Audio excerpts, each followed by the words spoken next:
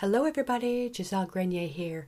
In this video tutorial today, we're going to make some paint pouring coasters. Now I'm not going to make a whole set of them because it's just basically repetitive steps, but I want to go through just basically getting it started and then taking it through to preparing the paint, to the technique. And once you get your colors down pat, you can replicate this very easily. Now for this lesson, I'm using these wood coasters found from Amazon, and these are phenomenal for giving as gifts and for selling because paint pours are truly unique. And this is just one style, but creating a coordinated set are phenomenal. I create these also out of resin with a wine bottle topper that holds the glasses. You put the topper on the wine bottle with glasses and it's phenomenal. You can create these as mixed media as well. You just need to put a coating on it. So for this one here, because these are coasters and they're going to come in contact with wet media, I'm not going to be using the DecoArt, the paint pouring top coat, the top coat that for the actual, that's the partner to this thing. I'm going to actually be covering it with resin because the top coat is primarily for canvases and stuff like that. All right, so what I'm going to be doing is sealing the wood with DecoArt Americana multipurpose sealer because I don't want the grain to come through the paint pour. I'm going to be using DecoArt's chalky gesso. I put the big container, poured it into a small little thing, so the gesso. And then for the paints, I'm going to be using the DecoArt Fluid Art Ready to Pour acrylics in tropical blue, white, true blue, aquamarine, and the DecoArt Dazzling Metallics Shimmering Silver. Now these are ready to pour, but I want some real heavy duty cells in this. So what you can do is you can also add Floetrol and you can also add silicone oil as well. Now DecoArt does have a medium for cells. I can't get it. They don't have it here at Michael's either. So I'm relying on Floetrol and silicone to create my cells. Now I'm going to go over the paints in a little bit. So first thing I want to do, because I have one already prepared, a clean brush, and I'm just going to pour this right on top. Now these pieces that I got, this particular one is round and it also comes with the cork. So you just put the cork on the bottom and it's ready to go. The square ones, they're square ones as well. They don't come with the cork, so I have to buy that separate. But Joe and I are planning on investing in a CNC machine, so we'll be able to cut these ourselves. We've been humming and hawing for that for forever. I believe too, if you've got a Cricut machine, it can cut a balsa wood. But I don't know if balsa wood this size is substantial enough for a coaster. I don't know. But this is that's 1/4 of an inch. No, that's 1/8 of an inch. And it's nice and strong. And this was done on a laser machine because it's burned around the edges. We're going to end up covering that anyways. So okay, so you seal the piece, and the next step after that is to prime it with gesso. Now, if you're doing this for yourself, you can just go ahead right away, gesso it, and then do the paint pour. If you're giving these as gifts or if you're selling them, make sure you follow the directions verbatim on all the products that you use to make sure that the stuff stands up to the test of time. Okay, so you want to make sure that the stuff doesn't fall apart. So make sure you follow the directions, especially with gesso. With gesso, you're supposed to let things cure. For mixed media, I don't typically do that, but if there's something that I'm selling, yeah, I let it cure. So even with this sealer, let it air dry, do a whole bunch at the same time, then prime them with gesso. Just do them all in batches. So I'm just going to speed up the drying time for video purposes only. All right. And now I can feel the grain coming up just a little bit, just a tiny bit. Super smooth here, it's just a little bit because it's not quite dry. So you can always take some 600 grit sandpaper, give it a light sand, make sure you wear a mask, and that'll really smooth things out. And then for the gesso, If you're watching this channel, you know how to gesso something. All you're doing is basically priming it. If you've painted something in your house or your apartment, you know about priming your walls. Well, this is the same thing.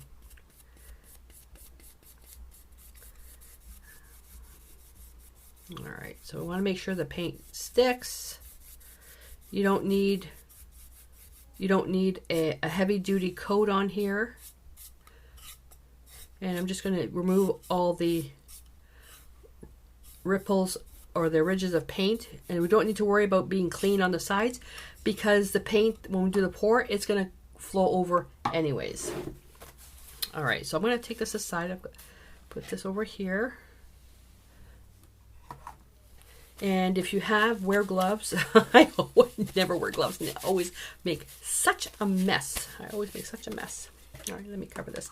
Now I already prepared a piece here. And now typically when I was doing this before, I would, oh, let me just get this. I would be using just a regular fluid acrylics. I would have to add pouring medium, so 1:1 of the DecoArt pouring medium to this paint, 1:1, or 2 parts pouring medium to the Americana, or 3 parts pouring medium to a medium body paint. And I did a 3:1 for the metallics. So 3 parts pouring medium, 1 part the dazzling metallics, then I added a little bit of water as well. But DecoArt created these now, okay, so they're ready to go. You don't have to do any prep work with them.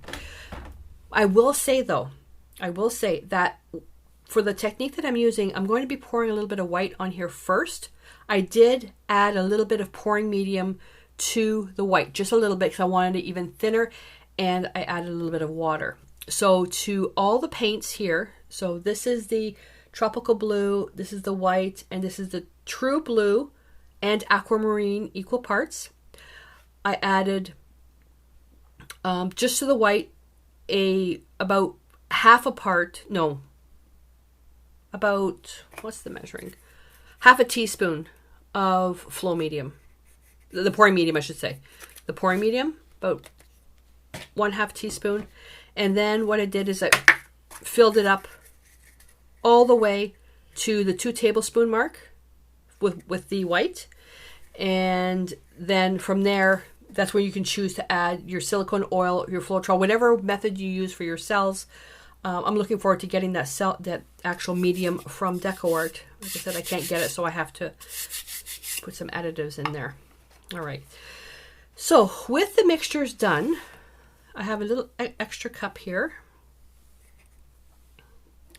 The order that you pour your paints also makes a difference. And if you've seen me do my resin projects before, you know that you don't want to stir crazy, because you'll get bubbles, and the paint should flow. This is a little bit thick. It's because I was doing some other stuff like prepping. So I'm just going to add just a little bit of water. And never do this over your piece or your other paints. Just want to, it should really be fluid. Okay. And white is much heavier in density, so that one needs to be, sometimes it needs to be thinned down just a little bit more. And all I'm doing is I'm replacing the water that I had added before, because studio lights, I prepared these about a half an hour ago as I was preparing everything. All right, and I just did a little bit of this one. This one's actually not too bad. All right, and then the metallic, that one required a little bit of extra work. All right, so now it's time to create our mixture. Now, because we're doing a coaster, what we're going to do is we're going to have our paint in here. We're going to pour the paint. We're going to put this on top, and then we're going to flip it. The problem with that is that it's going to be on a dry surface, and I wanted this to be wet. For this to be wet, it's good to have like an actual pour where you're actually doing it like this, but I wanted to do a flip, so that, and then take it off, and then they just go across. That's going to be a little challenging. So what I'm going to do is, while I'm waiting, I'm just going to put this on, and this is going to help the paint flow. That's its sole purpose, just to help the paint flow. Because the coaster is dry, the paint is going to stick. It's going to stick to it, and it's not going to want to go anywhere. All right, so I'm going to do what? I'm going to put that there, and I'm going to put that there. I have such a method. I think that metallic is still a little bit thick, but we'll have to see.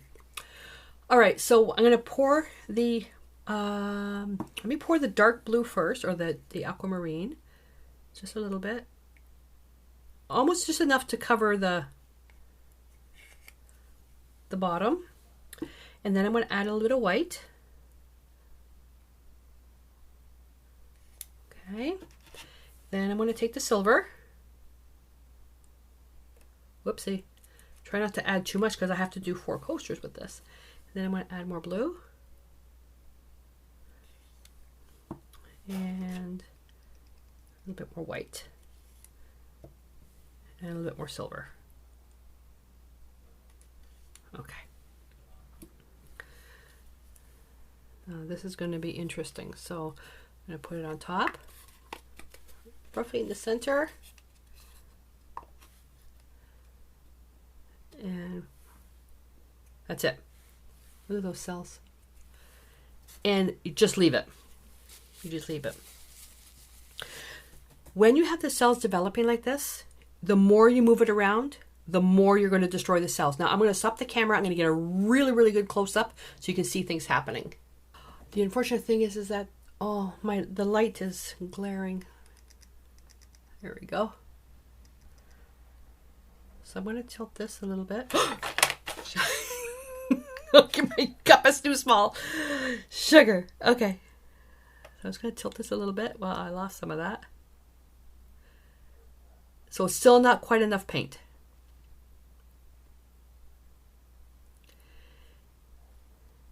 So let's just keep going. The white is still too heavy. It's not flowing as nicely as the other stuff. And I forgot to put gloves on. And we want to make sure that goes over the edge. And we can just help it along. Let me get the white.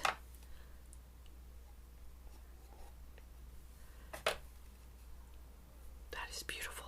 Wow. Okay. Now,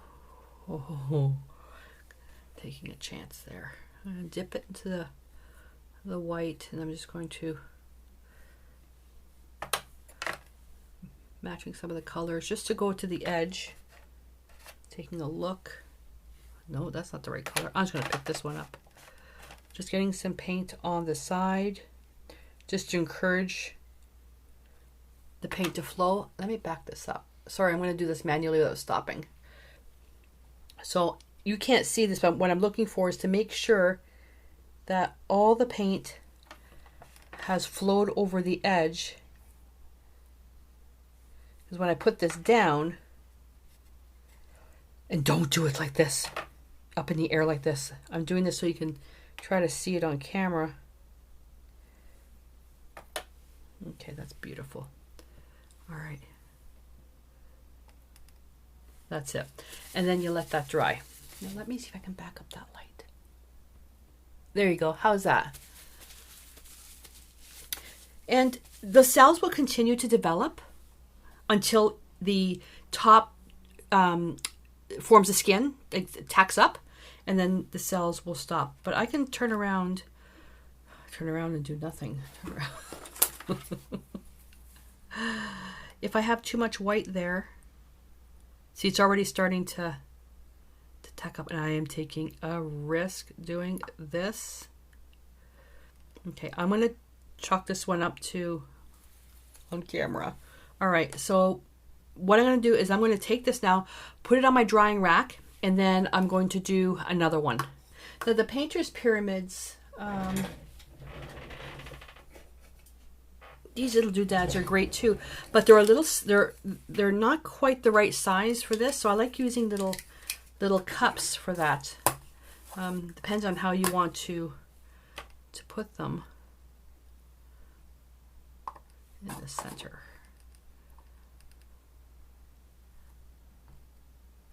Now, if your table's unlevel, like mine, what I want to do is I want to turn this so the paint will flow in the direction that I want it to. So if my table goes this way, I'm going to turn this so it flows this way. Hopefully that makes sense. All right, so I'm going to take this now, and I have a table on the side here where I'm going to put this, and then I'm going to throw everything in my on my drying rack. Oh. Okay. All right. You are gone. There we go. Look, that sits right in there. Okay, little one. So let's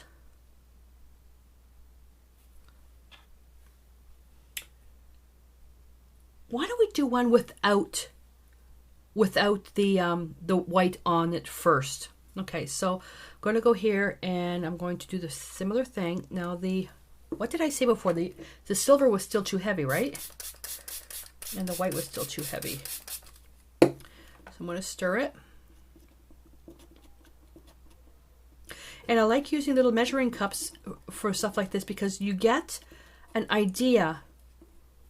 You get an idea of what, whoops, that's dirty, of the actual properties of the paint. I can feel it. Now, if you do this a lot, you can have the bottles all ready and they're ready to go.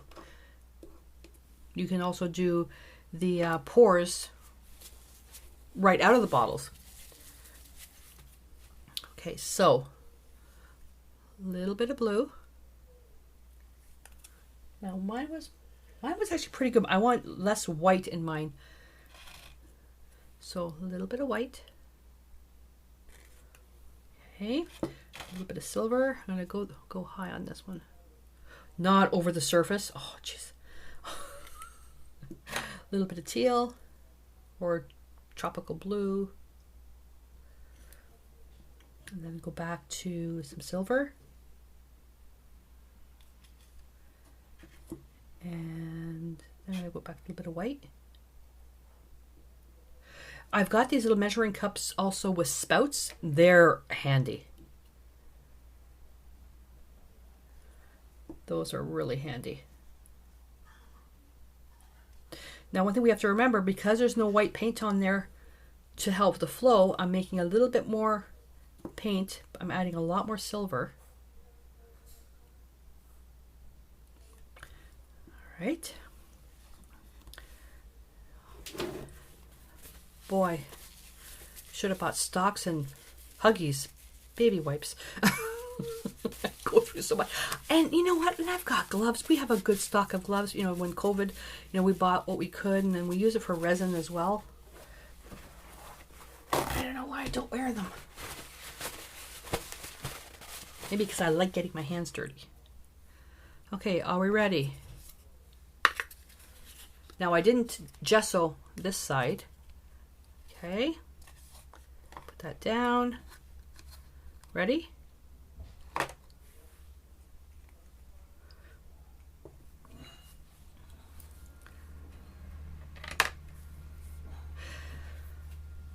A tip. Use a container with like a bigger container with freezer paper, because you can pull these skins off and use them in art.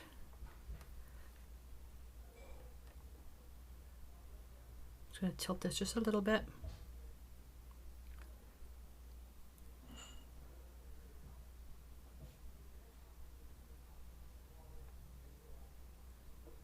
I want this to flow over. The white is heavy. See how the white is moving? It's like it's a turtle shell. Okay, I'm just going to encourage this one here.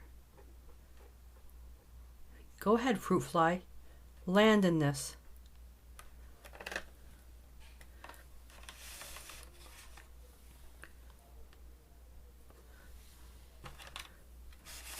just going to check it out.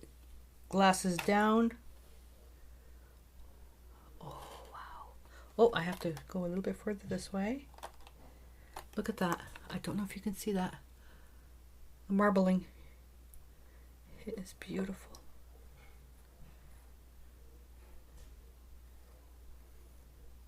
I'm going to show you the sides too when all this is done. When I first saw this, I went, oh, that ever ugly. You have to do the sides, but you can't tell because the paint flows down. See the cells? Oh, let me move the light.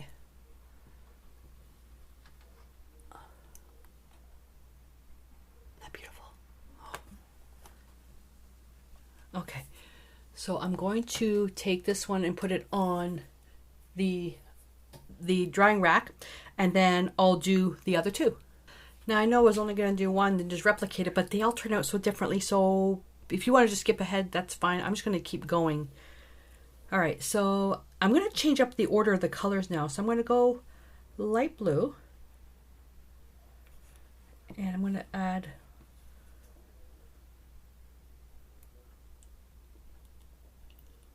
more silver. And I found that as I was doing this, I got some of the blue into the white. So now I'm just pouring the paint onto the sides to see what effect I get there. And this blue is thick. Shoot.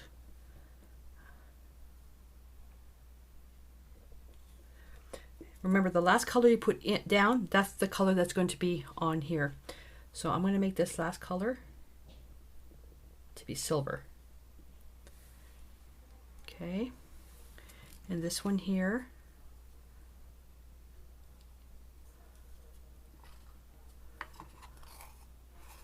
I want to coat the whole piece with white to help the paint flow.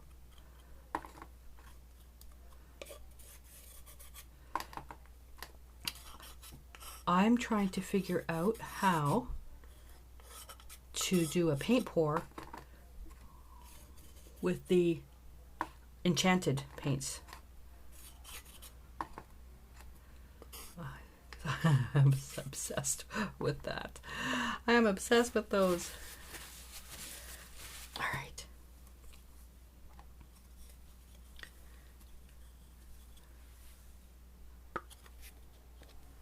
Oh, I'm a little off center there. Ready? That one's really silver. Whoa. Okay, let's tilt you a little bit so we don't run out of paint.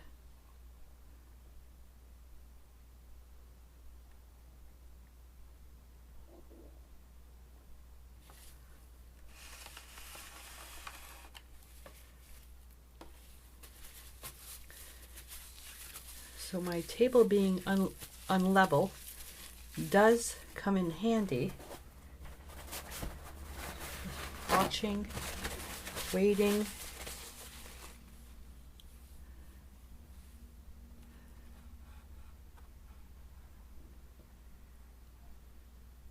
I really want to see some more of that silver.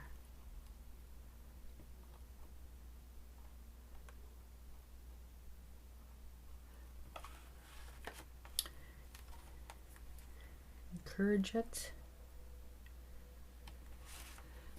Okay.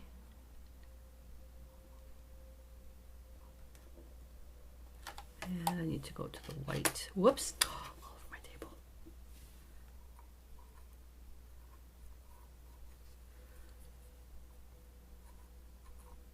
See, they're all different. They're all different. I'm going to raise this up, take a look at it. Oh, nothing's happened. I love that.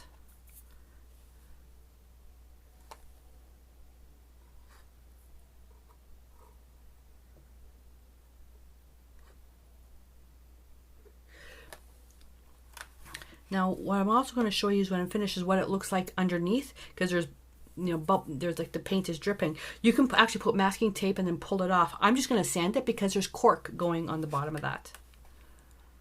Oh, let me back that light off.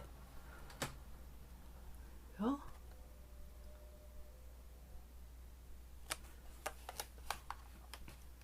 I love the silver. Bring that light back. Okay.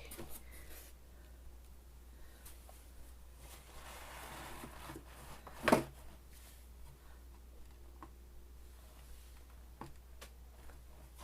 right. Put that over there.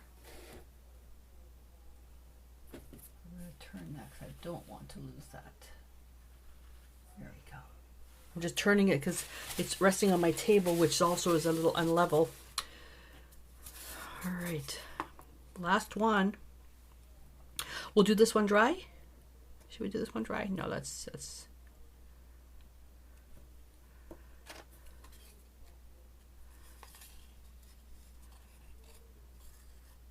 There are so many different techniques, and it's, you know, paint pouring is one of those things that I've had some people say, oh, this isn't art.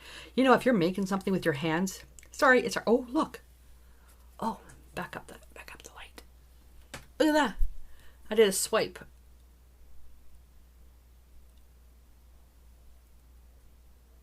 Because there's some blue in it. To me, if you're creating art with your hands, if you're making something with your hands, sorry people, it's art. There's some stuff out there that is questionable. But, you know, art's subjective. And these coasters, oh my God, you would not believe how these sell like hotcakes. Alright. Okay, I gotta turn my, this one here, I gotta turn it because see, it's, oh, you can't see, it's dripping. I just have to.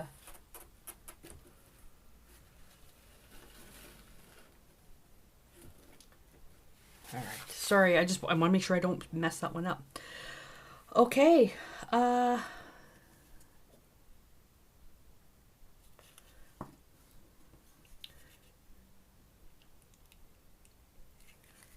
let's just get these going.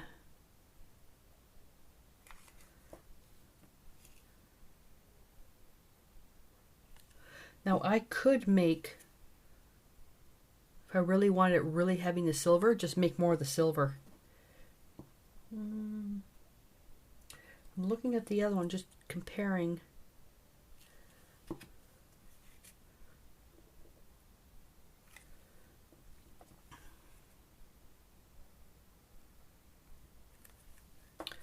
All right, watching the other one.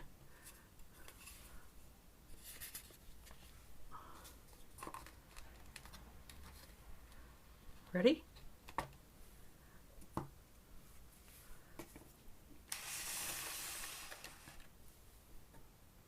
Bring it down.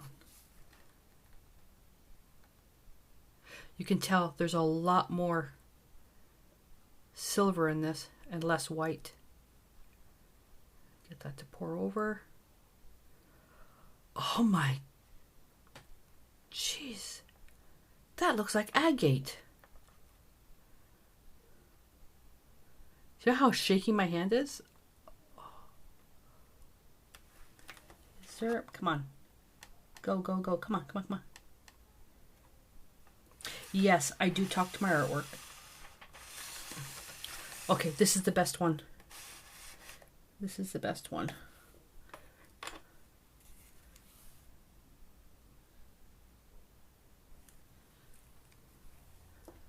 Oy, oy, oy.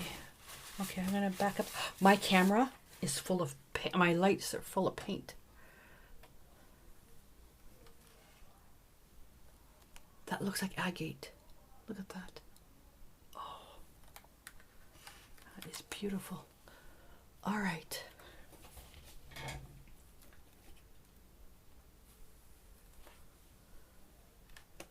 Oh yeah. Doing this on camera is nerve-wracking. Oh.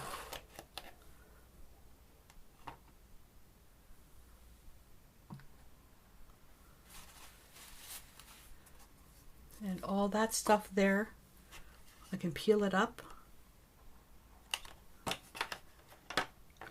And these sticks, I can leave them on palette paper, and I can use them again. I don't have to throw them out. Just gonna wipe them because it'll take forever to dry. Just want to move this because if I try to get up right now, I'm gonna get paint all over me. All right, you guys, so drying time, I don't know. I don't know how long this will take. Boy. Joe's gonna go, we gotta send those to... We have a gift shop. There's a gift shop in the Caribbean that we're actually sending a lookbook of our pens. And we know that she would love these. Now this one's not quite flowing, so I'm just going to encourage it with a little bit of white on the edge and then tilt it. There we go. I want to see more of that silver. There we are. Okay, that's it. I'm going to let this dry, then when we come back I'll show you the dried pieces and we'll assemble them. Okay, they're all dry. I also did a little trading card with some of the excess. I patted it where I had all the excess paint.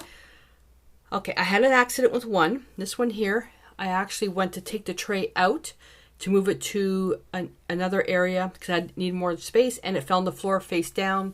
So we got a little bit of an accident there. How do you fix that? Well, when it's completely dry, it's still a little bit tacky. I'm going to give it a light sand, and I can do another pour on top, or just give it a light sand and then just, you know, chalk it up as, you know, a learning experience. And you know, and this one here, a bug landed on here, and that's where I went, oh, I forgot to put a cover. Usually I put a plastic cover, like a hard plastic cover, almost like if you put these in a Tupperware container or a plastic container and then put the lid on. That way dust doesn't follow through. And I do so much resin stuff that this should have been a no-brainer for me. But look at these. Aren't they beautiful? Gorgeous, gorgeous, gorgeous. So what I'm going to do now is, and basically the bottom, you just would need to sand it a little bit and then glue the cork backing on. What I want to do is I want to show you another piece I also did here. This is on a piece of 1/4 inch MDF, just to show you what that looks like. I want to actually show the varnishing process. So with these, all this leftover stuff, you don't throw that away. I have to let this stuff at least sit for about a week because it's still wet. But you peel the stuff off the freezer paper, and you can use this in mixed media art. Use it to collage onto pieces. Now that one's kind of boring, but if you take that one, I should be able to peel off. See? And what I do is I actually will do larger skins like this and use these in jewelry.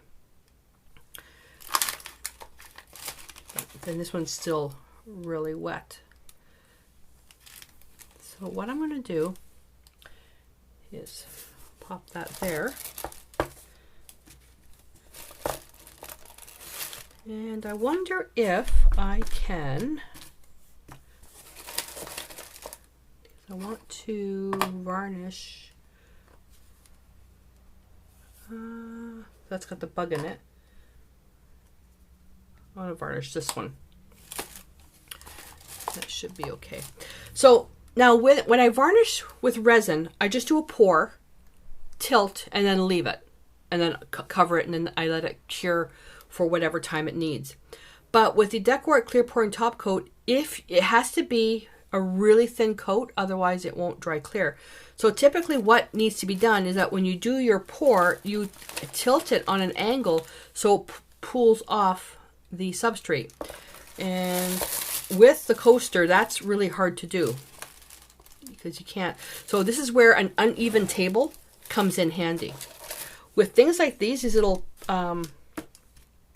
painter's pyramids, where's the rest of them?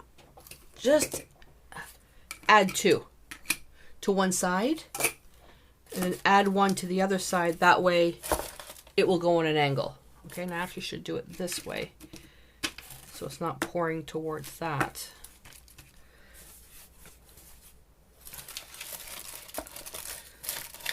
And make sure paper's not touching anything. Make sure you've got a good lip. Sorry about the noise. Okay. So that's going to work quite nicely. And for the cups, that's a little bit, or the coasters, that's a little bit different. What you can do is in something like this, you can try, no, not these. That's not going to work. I'll have to show it this way. Is you take the popsicle sticks and put them on one side to raise the coaster up. Like that. And it'll just drip off. Okay, so let's give that a try. Now I know we have quite a bit of glare there. Let me just move that back a little bit. It's a little bit darker, but just so you can see it without the glare. All right, so, and also to show you, with a whole bunch of other leftover paint, I had a little bit more blue and I got these. I also did added some glitter in that one, just to use up the paint. See where I was starting to run out. This one here, I took a black card that had holographic glitter on it and just dipped it into the dripping, but quite nice. So instant backgrounds. All right, so I'm going to do this one first, making sure that it's not touching the paper. And I'm just going to get started. I want to make sure that it does flow over the edges. That's critical. Now, ideally, if you can do this in a warm environment, this will flow a little bit easier. You can also, now it doesn't say to do that, but I have done it because it's just, it's the same process as the resin. You just warm up put this container into a little bit of warm water just to warm up the top coat a little bit, and it'll flow much easier.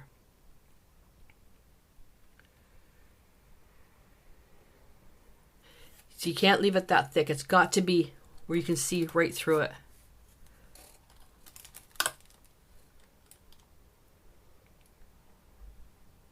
I believe this has to be a 45-degree angle. And this stuff is just too cool right now for it to flow really easily.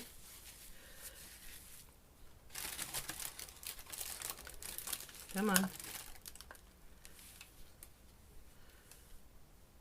I can actually just drip the excess on there.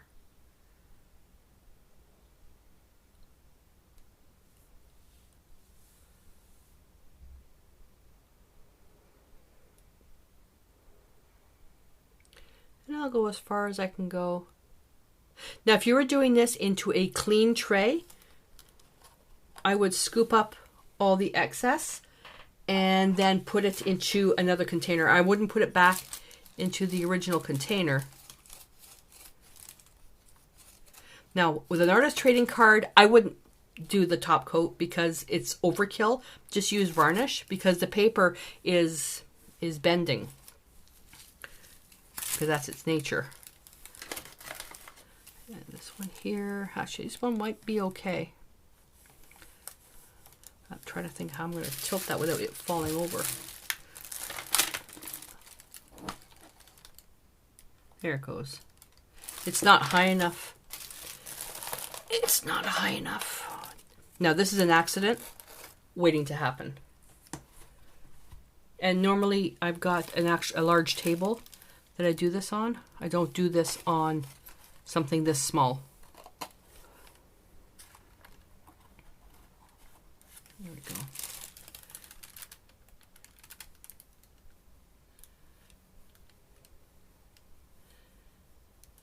Just want to make sure it goes right over the edge.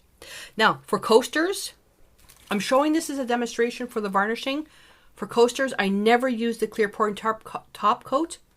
I use resin because the clear pouring top coat is not waterproof. Okay, this is just for demonstration purposes. Piece here. Now I can't see underneath that part, but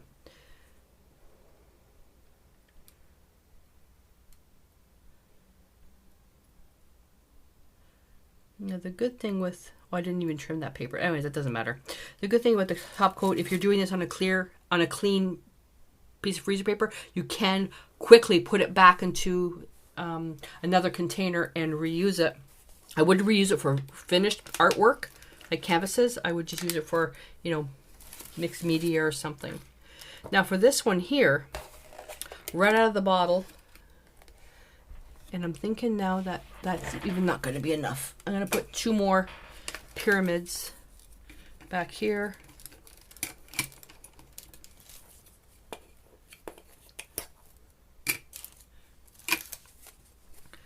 To really make that a high angle.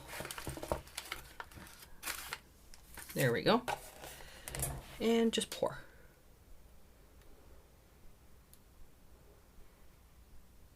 Making sure it goes over the edge.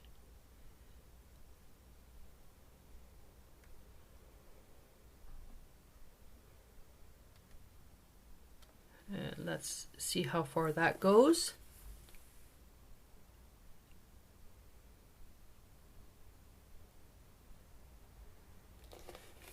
Okay.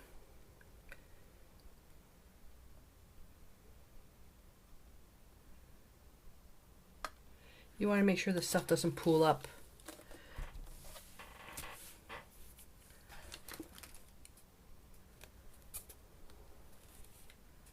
But the finish is stunning.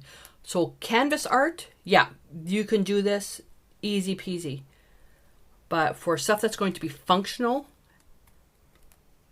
coasters, like our dining room table is a resin table made with maple burl and resin. Our tray, we have trays that we've made. That's done with resin because it's waterproof. But for wall art, this clear pouring top coat is phenomenal.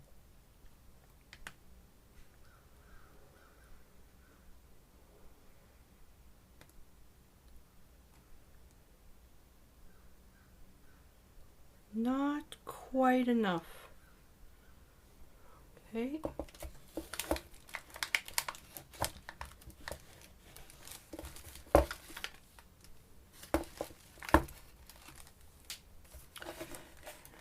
Just do a little bit more of a pour right here. The unfortunate thing is there is a lot of waste. But if you can reuse it, that's all the better. I'm looking on the sides. Now on the sides, I'm going to grab it and I'm going to just take some of that media or the top coat.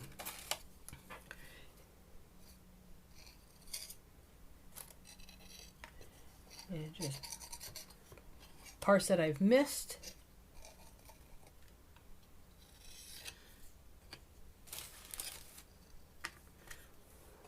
There we go. And it'll drip, drip, drip, drip, drip.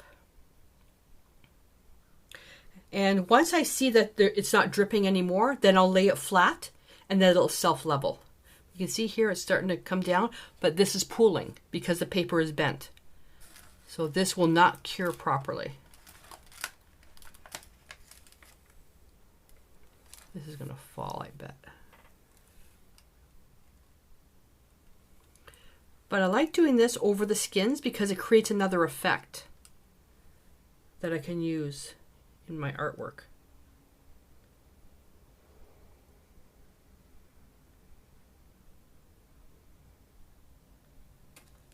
But it is time consuming. Not gonna lie. This is still dripping.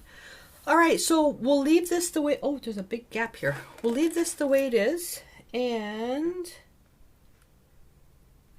we'll check in on it. The container says overnight. I have never had one cure overnight. It's always taken 2 or 3 days. So we'll come back in a couple of days and see what it looks like. Now in this particular experiment, what I did, because these ones were damaged, I took the Duraclear iridescent varnish and painted a thin skin on this one. And on these other two, I applied DecoArt triple thick to see. And I poured it and then just use a brush to kind of level it out and go around the side. And I'm seeing where in some spots it's pooling. And again, like I said, these ones were damaged a little bit, so I figured why not use it as an experiment. This one, there was a bug. This one I dropped on the floor, and this one I stuck my finger in it before it was dry. And these will self-level. But again, like I said before, you cannot use these as actual coasters because the finish is not waterproof. But we'll see what happens. You know, it's good for an experiment just to see what the finish is like. Because then what I could do with these, could use them in another piece of artwork, could cut them in half, cut them into quarters, jewelry, you know, just as long as I do a finish coating on resin, they'll be good to go. Well, here we go. So they're dry to handle. Some of them are a little bit tacky on the bottom, which is why I'm leaving them in the container. I want to show you what I did. So this one here, I covered with the DecoArt iridescent varnish, turquoise, and we have this beautiful shimmer here. I didn't do any additional varnishing now because this one's damaged. What I am going to do is sand it or do another pour to recover this. But look at that. So can you imagine that being covered with a varnish or resin? It would be absolutely stunning. So that's that one. And this one, let's see, what's wrong with this one? Yeah, this one here, I did on... This one was really heavy. The paint was really heavy because the wood warped. Okay, and it pooled, so it sat there for quite a bit. So the paint was really, really heavy on that. And I can actually feel it right here. It's very heavy here. And when I'm thinking about it now, it feels very different than this one here. Like it's just the weight even feels heavy. Now with this one here, I did with a coat of triple thick. Okay. Now, one thing that I know better, when you varnish, whether it's triple thick or the Duraclear varnish with the clear pouring top coat, it doesn't matter, or resin, doesn't matter. Once you varnish like this with thick medium, you have to cover it to avoid the dust. So those little speckles there, some of these little speckles, that's dust. Because my drying rack is close to a window. So, but regardless of that, because I can easily fix that, just pour another coat of varnish and then cover it. But look how beautiful that is. I don't know if you can see that. There we go. The lights. So that's a triple thick.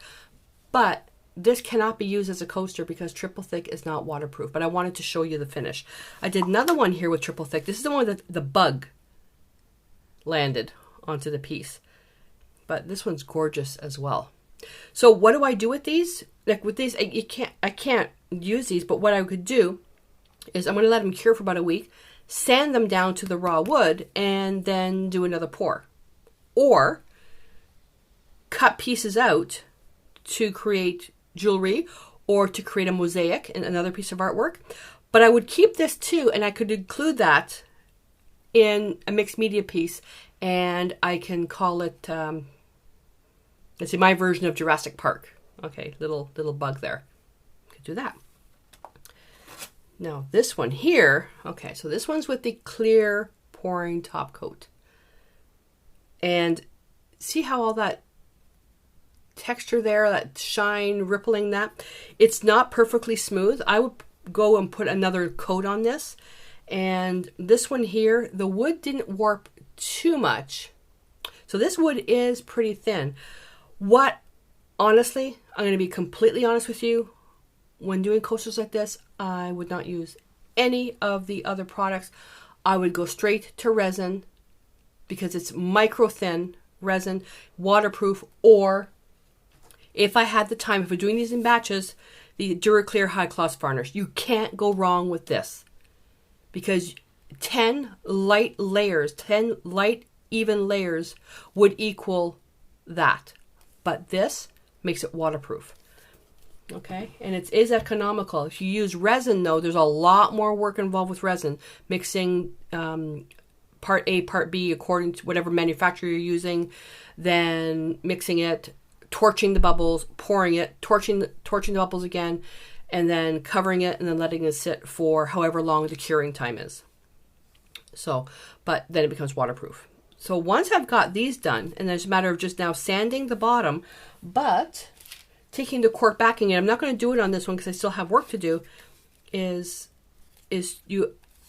cork that came with this is that it's got a sticky back, which is why you need to sand this off, is just to, glue that on, and, and it would be like that. So that's what I would do with that. Now, I want to show you some other pieces. So I took some extra, I had some blue, and I created some extra cards, and just to show you different things you can do. These are perfect for Book of Background, and I am going to do a video on this, Book of Background paint pour, because this is a great jump off point for creating artwork. Okay, so with that, so look at that. Okay, basic finish. Now so with this extra paint, did it on here, but that's with the clear pouring top coat. So when you dry it, you have to put it on an angle, and what happens is that it does thin out on one end, it does get heavier on the other end. With paper though, because paper is flexible, it will pull and it will bend wherever it's heavy. So if you're going to do something like this, make sure you, and it just went into wet media. Oh my God. No, it's okay, because this is still wet down here for the iridescent top coat. Make sure you put this onto a hard surface. Okay, and then tilt it so it won't bend. But look at that, isn't that gorgeous? So with all of these here, when they're tilting, actually this one here, when it's tilting, you will feel, okay, that it's thinner on one side and a bit thicker on the other side with the clear pouring top coat. And this is why doing the brush on varnish is much nicer, because it becomes even. And same with the resin. The resin you just pour in the middle, it goes over and it self levels. So with the clear pouring top coat, you can't let it pool. So if I pour it here, it doesn't have the fluidity to go over the edges the way like resin does. So you have to play with that. So this one here, where I feel thin here, I would have to then turn it around this way, do another layer of clear pouring top coat on an angle, and then it'll even things out. But if you're working on a bigger piece, such as this one here that I also did, I can feel the thin, it's thin up here, but it's thicker here. So now I have to, so thin and then thicker because I had it tilted this way. So now I'm going to have to do another top coat this way. It's going to go down this way, and it's going to thicken up here. And then I'm thinking, okay, well then I have to watch these edges around here, so I may have to do it this way, and then I may have to do it this way. So just, keep that in mind when you're doing if you're choosing whether to do a top coat with an acrylic product versus a brush on varnish versus resin. Experiment on smaller pieces, because that way you'll have less waste. But this turned out beautiful. Look how shiny that is. That turned out absolutely beautiful. And this one here, I added gold because I ran out of the silver, which was in this. But how nice is that? So what do you do with this? I can turn around with how thick this is. It's a little thick for jewelry, like for earrings, but I could cut this into pieces for pendants. I could use it as a serving tray, except I use clear pouring top coat, which is not waterproof. So if I did want to convert this, let's say somebody gave this to me and said, oh, okay, I used a clear pouring top coat, but I want to be able to use it as a serving tray for tea, coffee, or whatever. First of all, not a good idea, because acrylics and even resin, they're plastic-based products. What does heat do to plastic? It melts it. Okay? So if it's just basically going to be, for short-term use, like if you're going to make tea or coffee, like you still would put like a little hot plate or a little crocheted cozy on, whatever they're called, on the bottom. If somebody gave this to me, I would turn around and I would sand it, and then I would pour resin on top. That's what I would do to make it waterproof. So there's still ways to recover it. All right. So I hope that this gives you some ideas of what you can do with paint pouring. It doesn't always have to be just on canvas. You can do a bunch of different things, and just experiment. Just experiment and try. Do it on small things. You can get, just do the experiments with small cups. That way there's minimal waste, and whatever you get on the bottom of your freezer paper, peel it off and use it in other mixed media art. Right? So let me know in the comments below what you think of the type of things that you can do with the paint pouring, from, artist trading cards to tags to inchies to twinchies to, canvases to larger pieces. I mean, I've done canvases that are 2 feet by 4 feet in paint pours. It takes a lot of paint. Okay, and it is a lot of resin to do the final coating, because I don't have enough of the clear pouring top coat, but it makes beautiful art. And I did a series with pumpkins. I did one particular one with a paint poured pumpkin for the Teal Pumpkin Project. You can do Christmas ornaments. You can change up the colors to greens, and if you have little cutouts of little, let's say, Christmas trees, you can do them with greens. And if you have, I don't know, whatever, greeting cards. If you do it on heavier cardstock, you can do the paint pour on that and then glue it to a backing paper. And, it's so interesting. And the key with this type of artwork is that each piece is unique. It's physically impossible to replicate the exact same pattern, exact same design. You can't. Because every time you do a pour, it's different colors going in. When you tilt it, it's different angles that you're using. The cells will develop differently. So it's truly, truly unique. All right. So let me know what you think. And if you want to see any more of these, or if you're interested in what it looks like with resin toppings, other surfaces you'd like me to try, let me know. I look at every comment, and I also answer every single email. All right. So until I see you in the next video, stay inspired.